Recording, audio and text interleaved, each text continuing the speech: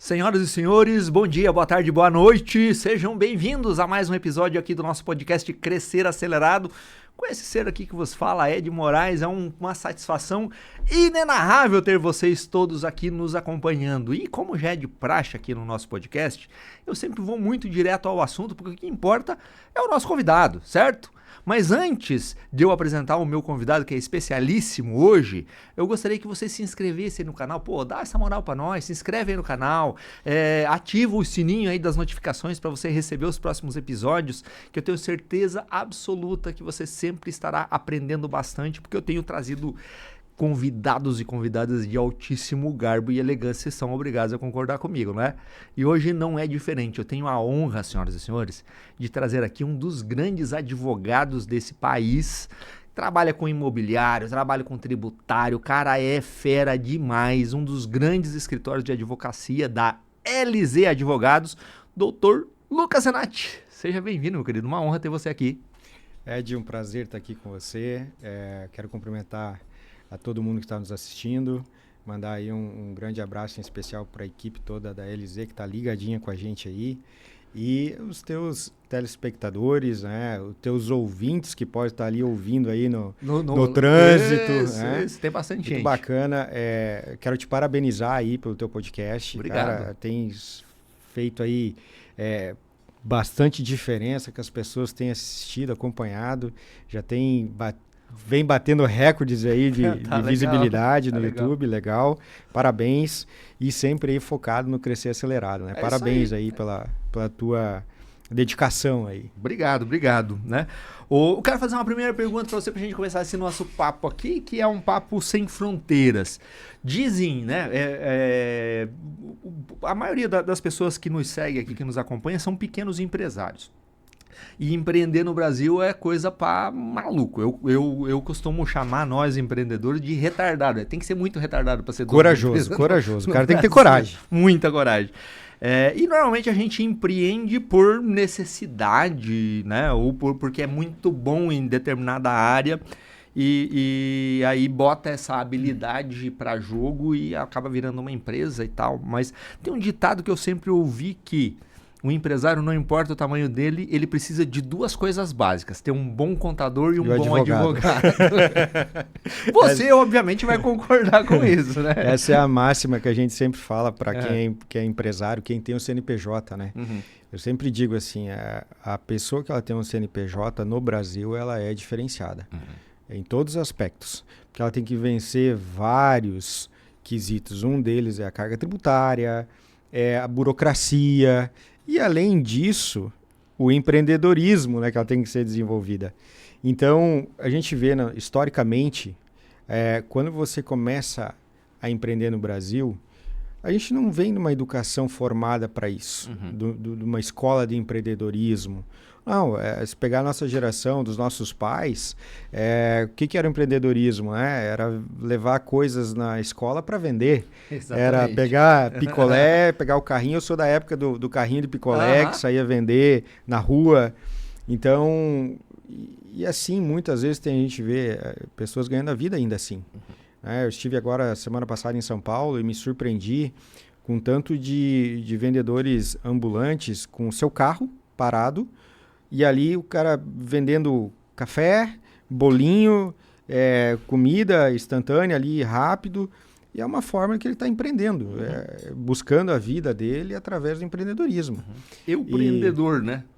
Mas ok. E querendo ou não, de forma informal ou não, ele está empreendendo. Né?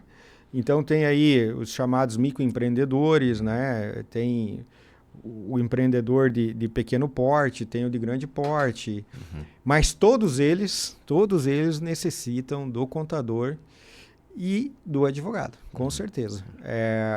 Mas ainda o advogado, ele só é lembrado quando deu problema. Eu sempre faço um comparativo, especialmente os homens, tá? Especialmente os homens. Quando que procura o médico? Quando tá com dor. Só. Quando tá com dor. E quando que é o correto? Você preventivo. Buscar fazer uma prevenção. Você a cada 6 meses, dependendo da idade, 6 meses ou a cada 1 ano, a pessoa mais nova, vai lá, faz um check-up, vê como é que está. Mas o que culturalmente o homem fala assim, não, eu não vou procurar um médico, eu não vou procurar problema, eu não quero ter problema. E o advogado, ele é procurado quando estoura o problema. Ou seja, é muito melhor você procurar um advogado antes de você assinar o contrato, antes de você fechar o negócio. E não depois que dá o problema e você, olha, doutor, comprei aqui um negócio, né, vi que estava errado, não era bem isso, e agora o que eu faço? Então eu sempre digo, a cultura do meu escritório é a gente trabalhar no preventivo. Certo. Tá? Hoje, a morosidade da justiça, que ela já perdura por vários anos, é muito difícil hoje você ingressar com um processo e você olhar para ele e vou ficar aqui degladiando por 15, 20 anos, isso? Não. Então, assim, a cultura nossa vamos tentar resolver amigavelmente? Não dá. Por muitas vezes a gente usa o processo para chegar numa composição. Eu sempre falo para meus clientes, o processo não é para um juiz decidir lá no final. Não é. A gente vai buscar um caminho para a gente chegar e compor um acordo que seja bom para ambas as partes. Perfeito. Eu sempre digo, o melhor acordo é razoável para ambos. Porque você buscar ter a razão lá no final... Eu vou usar um exemplo. Até eu acho que a gente já havia comentado antes. Abílio Diniz, um grande empresário. Dos maiores desse país. Dos maiores empresários. Tem um vídeo que ficou muito conhecido, que ele fala que ele foi questionado qual foi o maior arrependimento da carreira dele. Ele fala assim, foi um negócio que ele fechou em 2005 com a Casino. Francês, isso aí. Com o Casino. Ele se arrependeu daquele negócio. Por quê? Porque ele fez um mau contrato. Ele diz assim, eu faria de novo, mas eu faria melhor assessorado, melhor contratado. Então ele fala nesse vídeo, nesse conselho, procure esgotar todas as possibilidades no contrato. Que é neste momento onde que você tem que rever todas as dificuldades, possibilidades, tudo é ali, naquele contrato. Perfeito. E não depois de assinado você discutir. Tanto é que essa ação dele com esse grupo francês perdurou anos né? e custou milhões para eles. Ele foi excluído lá o Pão de Açúcar, muito prejuízo financeiro. Por quê? Um mau contrato. Mas aí, a impressão que eu tenho e a impressão que a esmagadora maioria dos empreendedores brasileiros quem tem advogado grandes empresários, grandes empresas. Como que eu, pequeno, empresa pequena, como que eu mudo essa cultura? Como que a gente muda essa cultura para mostrar para o pequeno empresário que advogado não é um custo, um gasto, uma despesa completamente inócua e sim um investimento ou alguma coisa que ele está fazendo para se proteger ali na frente? Como é que a gente muda essa cultura? Sistema de crença. Certo. O sistema de crença é a questão que está impregnado na cultura. O que a gente falou aqui. O advogado é lembrado quando é no contencioso, no problema, não no preventivo. Igual o médico. Ele é lembrado no problema, não no preventivo. Por isso que eu digo sistema de crença. Educação. Porque o cara que está lá na frente, ele tem já uma cultura na educação do empreendedorismo, do desenvolvimento pessoal. Então, ele se preocupa com a saúde, com a longevidade, e ele pensa na empresa, prevendo o futuro, pensando na longevidade dela, pensando na blindagem, na segurança jurídica. Então, é o sistema de crença que precisa ser mudado. E, geralmente, eu vou falar até o pequeno ou o empreendedor de pequeno porte, ele olha o advogado como um custo financeiro, e não é. Porque, na verdade, a blindagem que às vezes a gente acaba fazendo, ela é muito subjetiva, porque a gente presta serviço intelectual, a maioria das vezes, né? Sim. Você dá uma consulta, olha, por muitas vezes a gente chega e recebe a pessoa, o cliente, doutor, eu tenho aqui um contratinho, é só dar uma lida. É só dar uma lida. Sim. Eu falo assim, até para amigos, tá? Olha, eu não dou lida. Eu prefiro, então, ou eu pego e assumo e faço tudo, ou senão eu não faço. Eu prefiro aqui te prestar o serviço do que depois... Já me aconteceu isso no início da carreira, tá? Sim. E você vai lá, quer ser o bom samaritano, ajuda na lida, e depois acontece uma consequência que não foi bem estruturado e aí tu acaba sendo culpado. Pô, mas você que viu. Não, peraí, você pediu só para ver o negócio aqui. Então, eu prefiro dizer o não. Perfeito. É tipo aquele cara que vai na oficina lá e chega lá já com o diagnóstico do carro. Dizendo, só com um probleminha aqui, não é bem eu consultei assim. O Google ali, ele, né? O Google, aliás, é uma desgraça nesse sentido, né? Para médico, para advogado, deve ser uma loucura, né? O cara chega lá já com a... Eu sempre digo assim, às vezes a pessoa, pô, mas é só um contratinho. Eu falei, cara, quer saber? Tu quer economizar? Então joga no Google lá e faça você mesmo. Tá tudo certo. Tá tudo certo.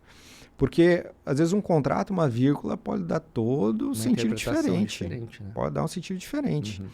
Então, tem que ter essa cautela aí. Mas aí, como é que nós mudamos esse sistema de crença de uma nação inteira se nós não temos educação, se a educação é uma desgraça nesse país? Como é que a gente muda isso? Cara, ouvindo a mentoria Crescer Acelerado. Mandou bem, mandou bem. Legal. Eu acho que hoje as pessoas não têm desculpa. Por quê? Porque a gente tem a internet, tu tem a inteligência artificial à disposição. Hoje está tudo mais palpável. Você tem muito mais acesso do que meu pai teve, do que teu avô teve, o teu pai. Hoje o acesso para nós é muito mais facilitado. Então a gente não tem essa desculpa. Não tem.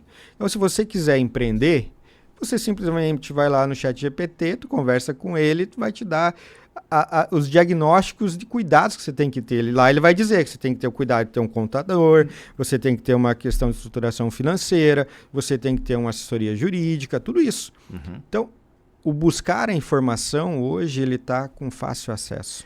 Mas você não acha, e aqui é uma provocação, você não acha que nós, né, você é um cara muito bem sucedido, um dos maiores advogados desse país, vivemos numa região onde as coisas acontecem e tal, você não acha que essa visão é de um número muito pequeno de pessoas que têm essa visão, que têm essa iniciativa de ir atrás na internet, ChatGPT, esse tipo de coisa, e a grande massa nem tem acesso a isso porque não foi minimamente educada para isso? Ed, ano passado eu fui com um grupo de amigos para Chapada das Mesas, em Maranhão.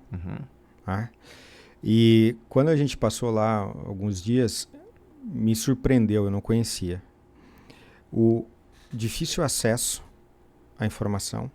A gente ficou bem na Chapada lá num hotel, que era só aquele hotel que tinha lá Wi-Fi.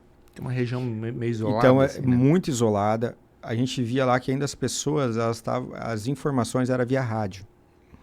Mas a grande maioria ainda tinha nem que seja o seu Xiaomi, o celular mais simples.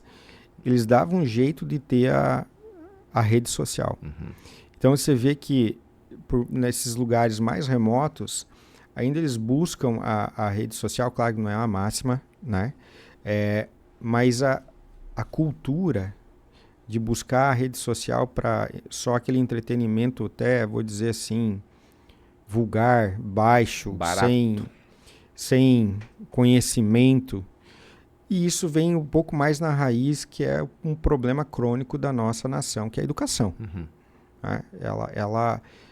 A gente vê que ela é voltada para deixar a nação, entre aspas, ignorante.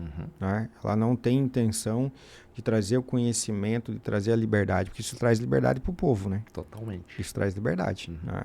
Como Jesus sempre falou, né? Conhecereis a verdade e a verdade vos libertará. Então, quando você tem um conhecimento sobre um assunto, ela te dá liberdade. Então, eu acho que a educação ela é privada de muitos. É que a gente vive, parece, numa bolha aqui na nossa região, ela é diferenciada em todos os aspectos.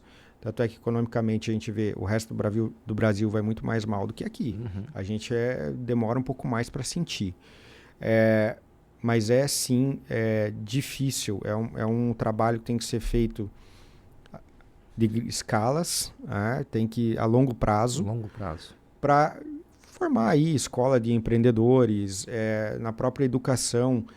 Eu acho que voltar ao empreendedorismo na escola de educação fundamental e para ir desenvolvendo o conhecimento das pessoas. Você vê os Estados Unidos como há uma liberdade do livre comércio, é muito mais prático. Quem já foi lá já sabe. Em todos os aspectos. Você vê que é fácil, é prático. tudo é feito para rodar, né?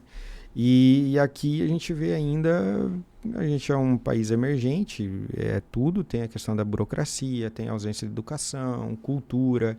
Querendo ou não, a gente sofre com isso. Eu acho que vai um longo prazo ainda para a gente rever. Né? Eu sempre falo a seguinte frase, e as pessoas dizem que às vezes eu sou meio pessimista nesse sentido. Eu sou um cético empedernido. Eu sempre falo o seguinte, o Brasil não corre o menor risco de dar certo. Porque o sistema está todo colocado de uma forma onde há travas para que as coisas não aconteçam e o país possa colocar para jogo todo o seu potencial das pessoas, das questões naturais, do empreendedorismo que nasce com o brasileiro e tal. A gente poderia... a gente faz comparativos com a China, com a Coreia do Sul, que é uma coisa mais parecida com a gente, em termos de tamanho e tal. A Coreia do Sul era muito mais pobre do que a gente 40 anos atrás e hoje ela é muitas vezes mais rica do que nós. Entende? Porque eles entenderam e modificaram o sistema deles. O nosso sistema, eu não consigo ver no curto nem no médio prazo que o sistema mude para que a gente possa mudar de patamar nesse sentido. Você vê alguma esperança nesse sentido? Também sou cético um pouco em relação a isso, sabe? Porque eu só me tornaria mais crente em relação a isso se eu visse um incentivo maior na educação. Uhum. Nessa alteração de cultura, sabe? Porque a gente vê hoje, e isso potencializou muito com a rede social, né? A rede social é muito difícil hoje, eu como advogado, eu tive muita dificuldade para me formar financeiramente, tive que trabalhar, tive que parar 2 anos da minha faculdade para ajudar em casa, tudo é muito mais difícil, né? A geração de hoje, ela vai para a rede social, ela grava uns vídeos sem pé, sem cabeça, né, na internet, seja rebolando, seja fazendo qualquer coisa sem cabimento. Ela explode em números de seguidores, rentabiliza. E aí você vê hoje uma molecada aí de 18, 20 anos faturando rios de dinheiro. Uhum. Aí acabam incentivando apostas, sites de apostas, né, levando a pessoa que já é ignorante a um fundo ainda maior, uhum. E aí eles estão enriquecendo. E aí eles ostentam isso na rede social. Então você pega o jovem de hoje, ele não quer sofrer, né? Ele não quer se dedicar, porque imagina, você passar 5 anos numa faculdade. Eu vou pegar um exemplo dos médicos, tá? Uhum. Eu tenho aqui uma cunhada médica, 5 anos se formou, ela sai agora. Eu tenho uma prima também médica que se formou agora tudo ano passado. Uhum. São médicas no mercado agora de janeiro em diante. Aí. Eles têm com dificuldade de se colocar no mercado. Porque elas têm que fazer uma residência, então, ou seja, elas têm que estudar mais 5 anos. Uhum. Elas têm que se dedicar mais um tempo. Eu falo para elas, vocês não podem se apavorar. Porque a faculdade que vocês escolheram, ela não é 5 anos, ela é 10. Uhum. Então, vocês têm que dedicar a isso. Aí elas olham para o lado... né? Quanto é difícil, quanto plantão elas têm que fazer, quanto elas têm que se dedicar. E o esgotamento que tem, trabalhar às vezes 14 horas e com a vida plantão, das pessoas nas mãos. E não é um lugar fácil, né? Não é um ambiente saudável. Extremamente complexo. É um ambiente pesado, é um ambiente ali que você está lidando com a doença, com problema, com coisas horríveis. Então não é um ambiente psicologicamente saudável. Aí você olha para o lado na internet... Tu vê aquela pessoa falando bobagem e rentabilizando rios de dinheiro. Mas será que eu às vezes penso sobre isso também, mas é um número muito pequeno de pessoas que rentabilizam e ganham. Só que eles fazem barulho e daí todo mundo Sabe acha que mudou, é muito fácil, né? Lembra a nossa época? O que era o nosso sonho? Ser jogador de futebol. Sim. Não é? Sim. A mulher, o sonho dela era ser a Gisele Bündchen, a modelo. Uhum. Não é? Então, obviamente, para tudo sempre há uma exceção, né? Só que hoje a rede social, como ela está muito fácil e assistida... Na verdade, a gente substituiu a novela da Globo pela novela da rede social, né? Perfeito. A gente hoje vê a novela da vida de todo mundo aí e fica acompanhando muitas vezes aquela mentira, né? Uhum. E isso vai criando uma conexão de proximidade, achando que a pessoa pode, a qualquer momento, gravar um vídeo e viralizar. Igual o caso daquela mulher lá do avião. Da janela do avião. Da janela do avião. Pô, mulher viralizou. Sim. Uma coisa tão, né? Sem noção, né? Pô, eu queria estar sentado lá, entendeu? Pô, o que essa mulher já rentabilizou de contratos, né? Com companhias aéreas, com a Magazine, com várias empresas de grande porte procurando ela. Então, são coisas que as pessoas acabam direcionando e querendo ir para esta vida fácil. A gente vê que hoje muitas pessoas elas não estão querendo se sacrificar. Eu sempre digo que o sacrifício ele quita o sofrimento. Tu tem que ter essa dedicação. Eu falei, a advocacia não é fácil. Ela não é fácil. Eu tenho jovens advogados, eu tenho pessoas com um pouco mais de tempo também, mas para todos é a mesma coisa. A advocacia é como qualquer negócio, né? Ela vai de muita dedicação, é grau por degrau. Não tem nenhuma fórmula mágica que hoje você vai, né? Pode acontecer? Pode. Mas é exceção, É né? uma exceção. É tipo tu se tornar o Neymar no futebol. Né? É uma exceção. Então, não é uma regra.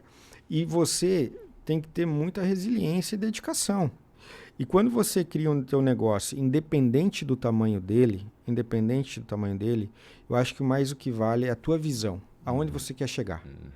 Por mais hoje eu tenho um escritório de advocacia, eu saí recentemente de uma outra conjuntura societária e saí buscando meu caminho solo. Então, por mais o tamanho que eu esteja, eu estou me preparando. Se eu tiver 100, 200, 1000, se for o tamanho do Nelson Williams hoje, eu estou preparado, eu tenho que estar preparado. Então, a minha visão ela tem que acompanhar não o meu estado atual. A minha visão ela tem que ir me condicionando. É igual você fazer uma academia, né? Eu quero criar um músculo. Não vai ser do hoje para amanhã. Você tem que criar uma rotina, você tem que criar uma disciplina, você tem que trabalhar, você tem que se dedicar. E assim é na tua empresa. Assim é na tua empresa. Onde você quer chegar? E aí entra a questão da estruturação dela, de você criar processos, procedimento. Não importa que você seja uma padaria pequenininha lá, sabe? Eu sempre brinco, a padaria é onde tem 2 irmãos de 70 anos lá. Né? Não importa. Não importa. Então, se você tem um objetivo, um sonho, uma visão de crescer, se tornar uma franquia que seja, eu tenho que começar nela, fazer um case dela. De processos, de procedimento, de cultura, de missão, visão, valores. E aí é onde que entra o Ed. É, isso aí. Mas aí entra naquela questão que as pessoas querem tudo muito rápido, né? Mas eu sou formado em administração, né? A administração, a faculdade não me ensinou a administrar. Você aprende a administrar administrando. Isso aí. Né? Eu tenho muitos amigos, clientes, advogados, médicos. Minha filha se formou em nutrição agora há 1 ano e pouco. E aprende-se o básico do básico da profissão para você exercer aquela profissão. Mas a academia definitivamente não ensina um advogado, um médico, uma nutricionista a ser um empresário. De forma alguma. E sai da faculdade formado, acha que vai abrir uma portinha, que os clientes vão cair do céu e que as coisas vão acontecer. Como é que foi esse processo para você de deixar de ser advogado e virar um grande empresário? Na verdade, a minha visão da advocacia, ela começou desde o primeiro momento que eu entrei na faculdade. Né? Eu sempre olhei a advocacia como o meu seguir no profissionalismo. Eu sempre faço um comparativo. A advocacia ela é um risco. Se eu fosse para um concurso público, ela é uma segurança. Certo? Né? Então, eu sou um cara que já estava no sangue o risco, que é o que o empreendedor vive todo dia. É um risco. Ele está no risco. Porque se eu for fazer um concurso público, independente, se eu fosse juiz, delegado ou qualquer nomenclatura que fosse, eu teria aquele ganho fixo, independente se chovesse, não chovesse, a economia estivesse mal, ruim, meu salário ia estar lá. Só que para quem faz concurso público no início de uma carreira é fantástico. Tu começa uma estabilidade, mas chega no médio prazo, você não tem mais como crescer. Né? Você se limita, tu tá ganhando aquilo ali e aquele voo cruzeiro pro resto da tua vida. Então, eu me conhecendo, eu imaginava que eu seria uma pessoa frustrada. Então, a advocacia, ela te possibilita. Ela te possibilita ser um cara que passa fome. Tem advogados, colegas que, infelizmente, estão nessa situação.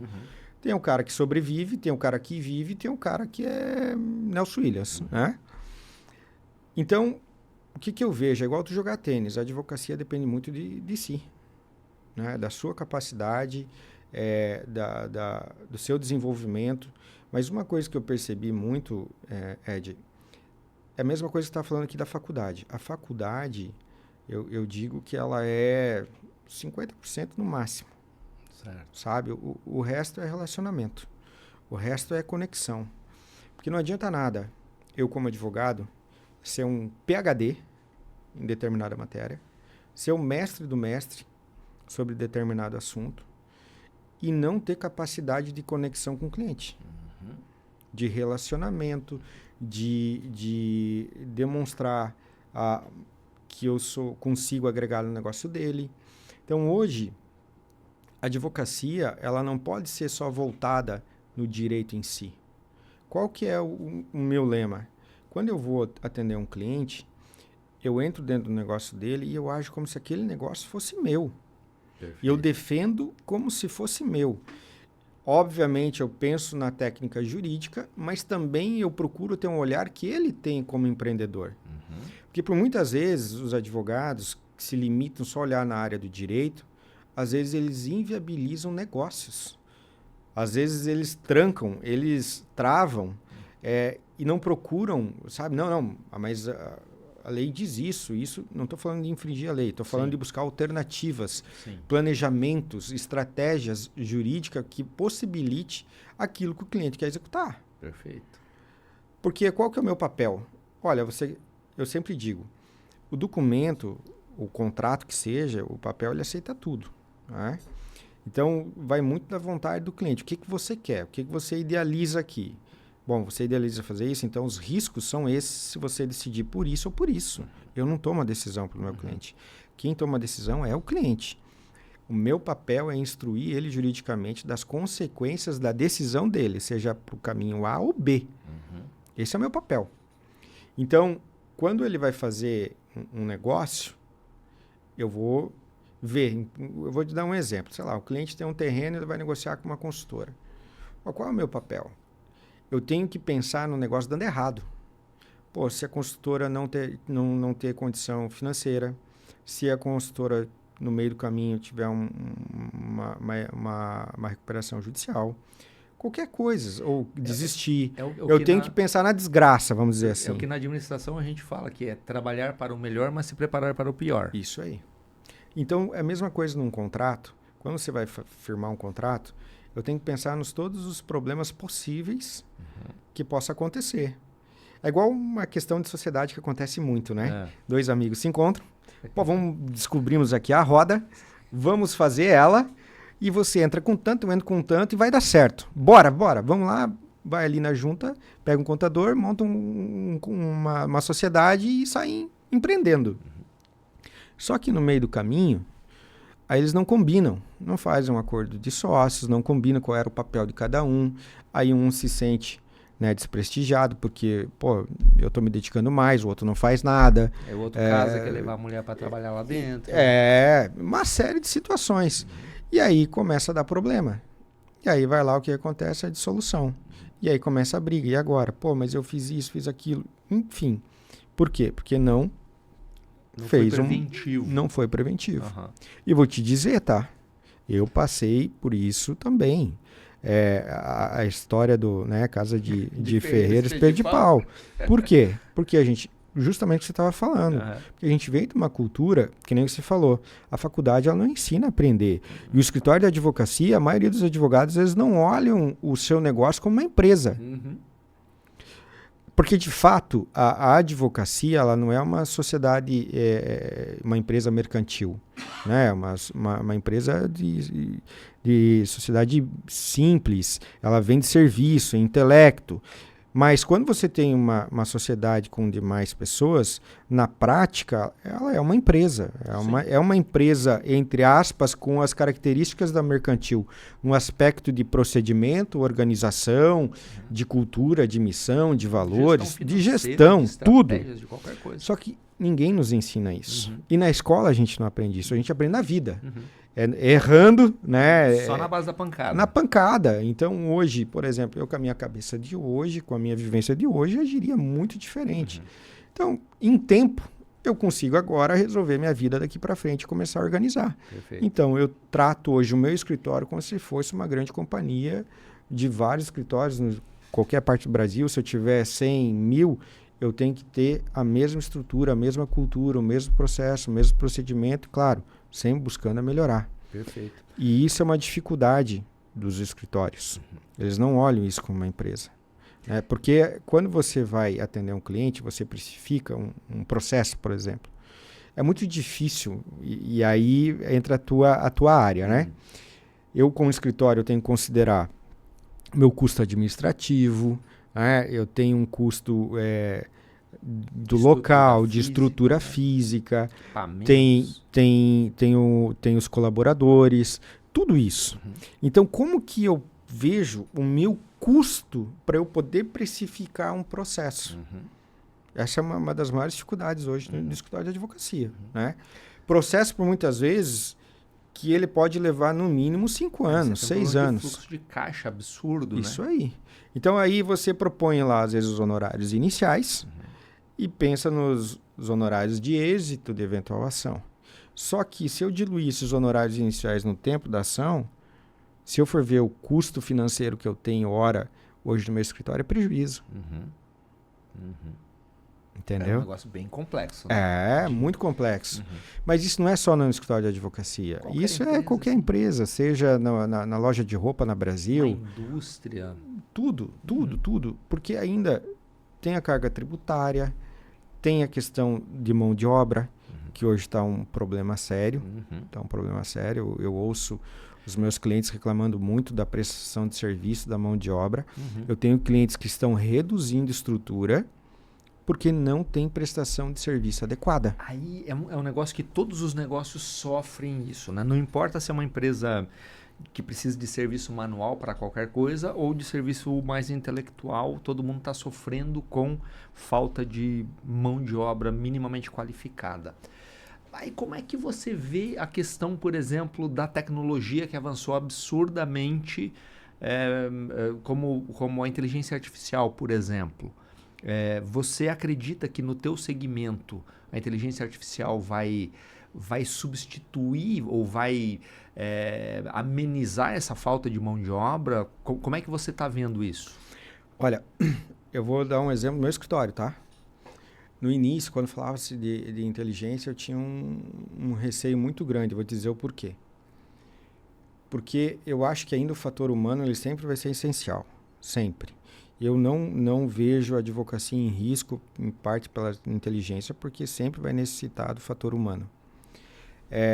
Mas a inteligência artificial, ela vem para ajudar em muito. Ela facilita e muito. Só que, óbvio, como tudo na vida, você tem que ter a dosagem certa de usar essa ferramenta, né? Um celular ele pode ser prejudicial, para quem não saber usar. Um exemplo, tu usa o celular, a pessoa que está viciada em pornografia, enfim, ou faz crimes, N coisas. Mas se ela usa para o bem, é diferente. E eu vejo a inteligência artificial do mesmo modo. Qual que era o meu receio no escritório? De que os colaboradores ou os advogados associados se utilizassem dela e perdessem o fator humano deles e ficassem, entre aspas, preguiçosos e tudo fosse feito nela. Que isso é um problema. A gente já viu vários casos de petições sendo feitas por inteligência e criarem jurisprudência que não era devida, advogados sendo penalizados por isso. A gente já viu juízes se utilizando da inteligência para fazer decisões, sentenças. Já aconteceu isso. Então, esse era o meu receio. Certo. Então, o que eu fiz? Eu uso, sim, inteligência no escritório, mas é uma política e cultura que eu sempre prego lá. Isso aqui é um instrumento de trabalho, assim como eu tenho do celular, assim como eu tenho meu computador, ela serve para nos auxiliar uma ferramenta de pesquisa, que ela organiza as ideias, ela dá direcionamento. Então, por exemplo, como que eu uso a inteligência? Vem um contrato, um exemplo. A gente joga lá e fala assim, e faz o questionamento. O que eu poderia alegar? Quais são as possibilidades que pode acontecer se o negócio não dar certo? Então, tu traz alguns insights para você, o fator humano, com a tua experiência, com a tua técnica, ir lá e fazer um incremento no negócio. Agora, não a inteligência trabalhar por você. Eu digo que é o nosso estagiário do século. Mas, perfeito. Mas aí eu olho pelo seguinte ângulo, e também é uma provocação só. Eu tenho contato com inteligência artificial há, sei lá, uns 5 anos mais ou menos. Quando começou a falar lá atrás, eu tive contato com isso e tal. Mas ela se popularizou de 2 anos para cá, basicamente. Né? Apesar de as pesquisas dos cientistas nesse sentido já tem 50 anos nesse sentido. Mas de 2 anos para cá é que ela popularizou. Então, ela é um bebê recém-nascido ainda. Só que ela vem avançando de maneira exponencial. Você não acredita que talvez em 5 anos, 10 anos, isso que você está falando de que ela é apenas um estagiário, ela não vai ter evoluído a ponto de não ter mais esse tipo de erro e ela realmente ser protagonista nesse sentido? Eu acredito que ela vai sim ter mais espaço. Hoje tu vê inteligências que podem criar a tua imagem, você alimentar ela e ela gravar por você, né? Ela poder fazer o podcast no nosso lugar. Sim. Né? Sim. Até hoje eu estava vendo aqui, postado ali até pelo G4, a imagem do Thales, formada lá pela inteligência, a imagem dele. Certo. O quanto isso vai agregar no dia a dia para eles nos materiais. A própria inteligência vai formar a imagem dele lá e postar nos folders, enfim, nas publicidades. Isso ajuda muito ele no sentido de não precisar dispor lá de 1, 2 horas para fazer fotos. E ali a inteligência vai criar e acabou. Isso vai facilitar. Como eu disse, é uma arma. É como se fosse uma bomba atômica, né? Eu vejo a inteligência do mesmo modo. A gente tem que saber usar. Tem que saber usar. Senão ela vai tomar o espaço de muita gente. E aí onde que eu digo que como a prestação de serviço ela está muito defasada, não está qualificada e ela está preguiçosa, é um prato cheio. É um prato cheio para isso acontecer. E na advocacia também tem uma questão que eu nunca me aprofundei muito nisso, mas o Brasil tem 2 milhões de advogados. Ou seja, um número gigantesco de pessoas, né? Altíssimo. Para uma população econômica ativa de 100 milhões de pessoas, mais ou menos. Ou seja, 2% dos profissionais brasileiros são advogados. É isso aí. Então, como você lidar com tamanha concorrência nesse sentido e ainda ter inteligência artificial comendo pelas beiradas? Eu acho que aí vai na pessoalização, conexão e dedicação do teu dia a dia com o cliente. Tá? Eu acho que eu praticamente faço isso desde que sou advogado. Hoje, meu ciclo de amizade, Ed, o meu dia a dia, o meu envolvimento são com os clientes. Não é amigos que se tornaram clientes, não. São clientes que se tornaram amigos. Então, hoje, o meu convívio diário é com eles.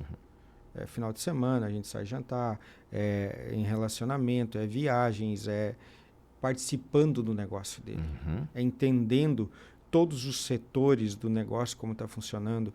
Eu vou te dizer, a maioria do meu tempo, quando eu estou com um cliente, eu não trato de dúvida jurídica específica. Eu vou te falar que se for classificar em percentual, é 30%, às vezes 40% questão jurídica. O resto tem nada a ver com o jurídico. Não tem nada a ver com o jurídico. Sim. Cara, a gente às vezes, eu brinco, às vezes é psicólogo, a gente é ouvinte, a gente piadista. Chora junto, abraça junto. A gente entra em vários setores e sempre com um olhar como se fosse o dono do negócio. E aí, obviamente, com a experiência que a vida nos dá profissional, com vários cases de outros clientes, tu vai juntando as experiências de um com o outro e tu vai conectando. E eu sou o cara que eu procuro muito, por exemplo, se eu tenho um cliente construtor e eu tenho outro que quer comprar, Cara, eu vou conectar. Teve uma situação um tempo atrás que a gente advogava ali para a empresa de ônibus da época. E ele falou, cara, eu não sei o que eu vou fazer com a publicidade dos ônibus. Eu falei, não, peraí, vem cá. Chamei o meu cliente Aquário na época, conectou. Cara, eles fecharam um contrato de publicidade ali e se resolveram. Sim. Então, na época, tu via aí os ônibus andando com polvo, com tubarão e tal. Foi de uma conexão de relacionamento de clientes. Então, eu procuro não só pensar no jurídico, mas também agregar valor na entrega para o cliente. Eu tenho que fazer ele ganhar. Perfeito. Eu tenho que entregar para ele.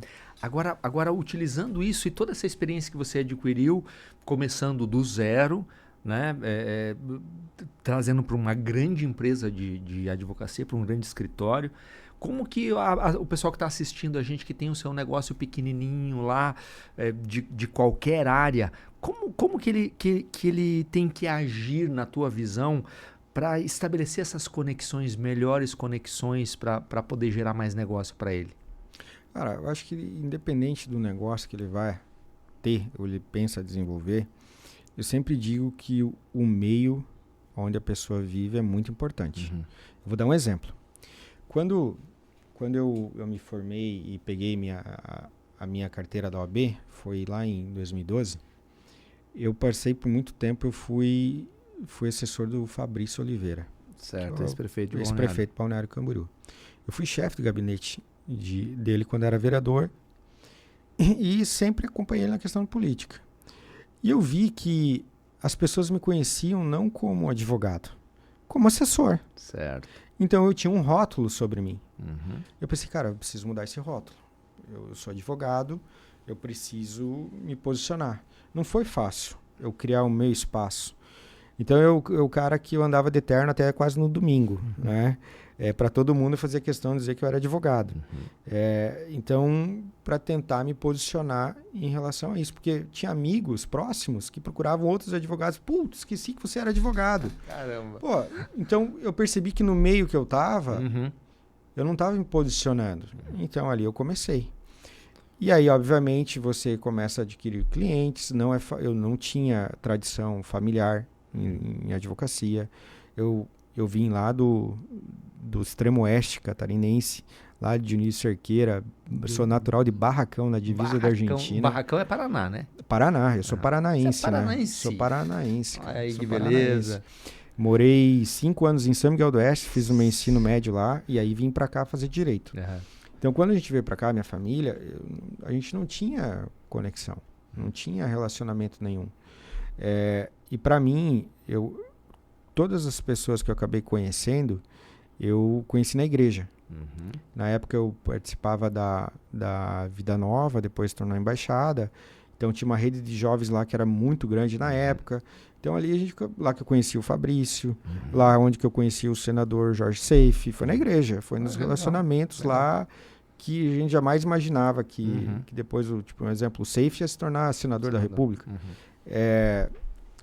Então foi aonde eu fui adquirindo espaço em relacionamento e os meus clientes começaram ali.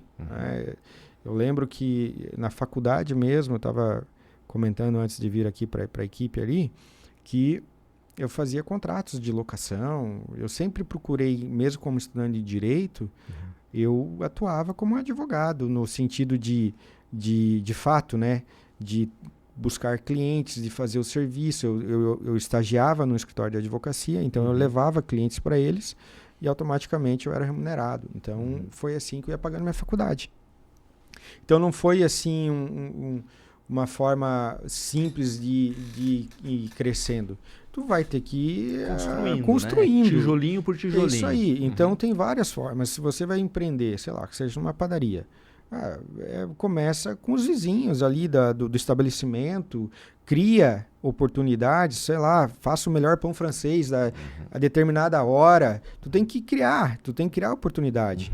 E eu lembro que eu ia no difícil, assim, no início da carreira ali como advogado, eu levantava as teses tributárias. Eu lembro que tinha uma que era muito forte, que era da energia elétrica, onde que tinha a base de cálculo do ICMS tinha lá a cobrança da transmissão e distribuição. Eu ia tomar um café na padaria, eu lembro até hoje, eu fui na Monte Beller. Fui lá, tomei um café, cheguei no lado do caixa. Deixa eu te perguntar aqui, quanto vocês gastam de energia? Ah, lá X. Pô, sabia que eu consigo aí reduzir aí 4, 5% aí da tua conta de energia? Como assim? Ah, explicando a tese, mostrando decisões. Lá era contratado. Era assim. É assim. Então, tu tem que criar também oportunidade. Perfeito. Então, se você vai abrir uma padaria, por exemplo, procura fazer o melhor... Veja o local onde você vai abrir. 7 horas da manhã passa um grupo de trabalhador aqui. Cara, faz o melhor pão francês quentinho, saindo na hora, aquele cafezinho preto. O cara vai começar a vir, o cara vai começar a entrar. Então, tu tem que criar essa demanda. Não dá para ficar... Eu digo que não é mais igual a advocacia de anos atrás, anos atrás, as pessoas procuravam advogado aonde? Na lista telefônica, né? Sim. Tu tinha que ter um bom anúncio na lista telefônica para ser procurado e achado. Ou as pessoas iam lá... Nem sonho, né? O que você está falando? Que lista telefônica? E assim, você era procurado. E hoje não. Hoje você tem a rede social para aparecer. Hoje você tem como demonstrar o serviço que você faz. E a advocacia ela tem um problema, né? Ela é regulada nesse aspecto, né? Mas eu sempre digo assim, eu acho que o cliente é o teu melhor cartão de visita. Né? Quando você presta um bom serviço ao teu cliente, é ele que vai te indicar. Eu sempre digo, não tem melhor propaganda, a melhor publicidade que o teu cliente falando a teu respeito. Sem dúvida nenhuma. É isso. Agora, eu não sei se você pode falar, nós estamos nos encaminhando já para o final do negócio, o papo rendeu, né? Pô, nem parece. Tem algum caso que você possa falar para gente, que, né?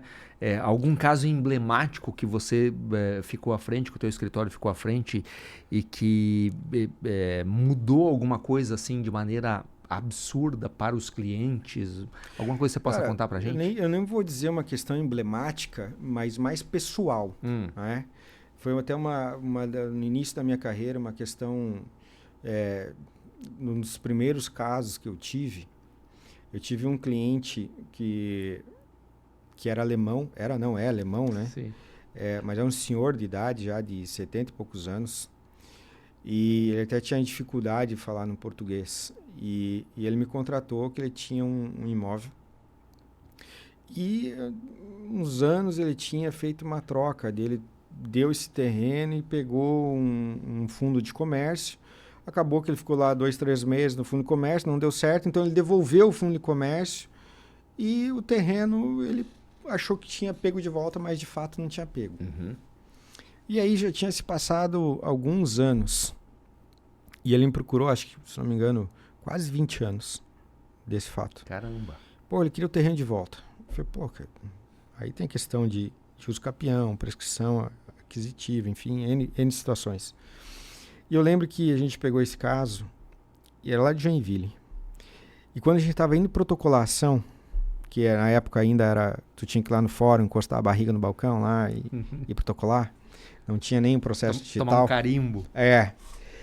Eu falei assim, pô, vamos passar na frente do terreno. Vamos lá ver. Porque lá essa pessoa tinha construído uma casa. Então vamos lá ver como é que tá. E quando a gente foi lá, antes de ir pro fórum, a gente passou, viu que a casa estava vazia. E aí, começamos a conversar com os vizinhos, o que tinha acontecido. Ele falou, não, o cara separou, a mulher estava morando e ele deixou a mulher morando, e a mulher pediu para sair, eu acho que ela saiu, eu acho que ele vai voltar. Com isso, que saiu, o que a gente fez? Eu acho que foi o dia mais de adrenalina na minha vida, cara. Tô imaginando aqui o que eu faria no negócio desse. Eu liguei para um advogado que era amigo meu, que era o meu mentor. Ele falou, o que você faz? O que eu faço? Ele falou, cara, mete o pé na porta, arranca as janelas, quebra as portas e entra para dentro. Eu liguei pro esse senhor aí. Eu lembro que ele, até hoje, ele tava na van com a esposa fazendo compra. Eu falei, você corre pra cá, a gente precisa de um segurança, que precisa que você coloque alguém aqui pra dormir hoje à noite aqui. E eu e um colega advogado lá, a gente começou a quebrar as portas e entrar. Pô, aí veio polícia. Pô, o que vocês estão fazendo? Não, a casa aqui foi invadida. E aí começou aquela discussão. E a gente passou quase até a madrugada lá, quebrando as coisas para não deixar ninguém mais voltar. Sim. Eu lembro que no dia seguinte a gente foi lá, pegou um trator, passou um trator por cima da casa, demoliu tudo. E, em suma, a gente conseguiu tomar de volta o terreno, porque estava no nome dele, né? Estava no nome do meu cliente a matrícula, estava tudo no nome dele. E a gente conseguiu tomar, depois outra pessoa entrou com um processo, tentando os danos, a gente ganhou. E eu lembro que eu consegui devolver esse terreno para esse cliente, ele foi lá, permutou com uma consultora, construiu umas casas geminadas, ele pegou uma para ele e ficou muito feliz. Então, para mim, em especial, foi muito legal viver essa experiência da advocacia na prática mesmo, e até um pouco perigosa, né? A gente estava com medo lá de vir alguém, né?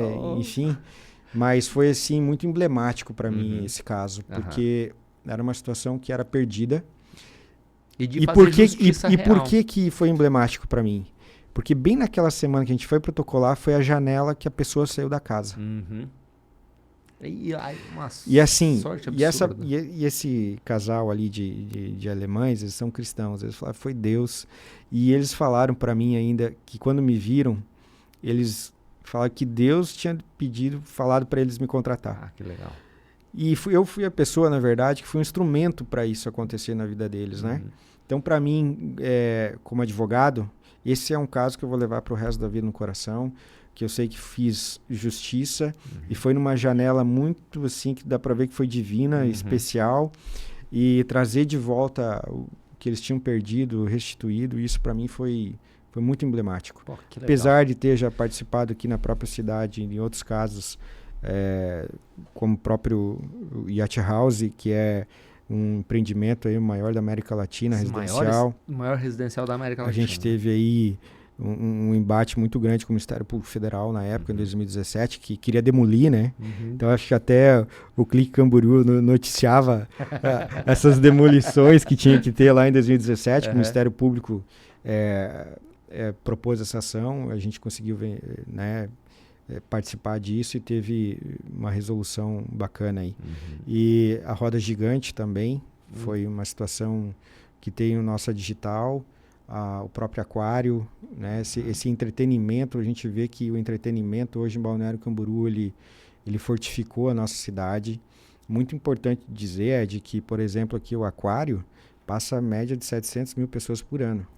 Caramba, a gente não tem noção, né? É gente. Né? E ano passado, ou retrasado, se não me engano, 200 mil pessoas vieram só para conhecer o aquário. Caramba, olha o quanto que movimenta a cidade. Movimenta. Isso, né? Você vê Barra Norte, ela foi transformada por causa do entretenimento lá da Roda Gigante. Você vê agora o Parque dos Dinossauros. Então, esse entretenimento, ele traz um turismo familiar para a nossa cidade, qualificado. É muito importante. Isso muda aí, e sem falar o tanto de gente que é empregado nisso aí. Sem dúvida nenhuma. Então, investimentos altíssimos, né, que são feitos por esses grupos. Então, eu fico muito feliz de ver o entretenimento desenvolver a cidade e a gente fazer parte aí, de certa forma. Direta disso. É muito bacana. E para a gente finalizar, Lucas, o que você pode trazer aqui para os nossos pequenos empresários aqui que todo dia estão batalhando para virar o jogo, para poder crescer, para poder ter uma empresa minimamente saudável, para dar dignidade para sua família e tal. O que você pode trazer de toda a experiência que você tem como empresário hoje e de todos os empresários que você já assessorou aí como através do teu escritório? O que você pode trazer para esse pessoal aqui? Todos os meus clientes, até eu, todas as pessoas, todos eles, se for falar e conversar, todos eles passaram por dificuldades. Tá?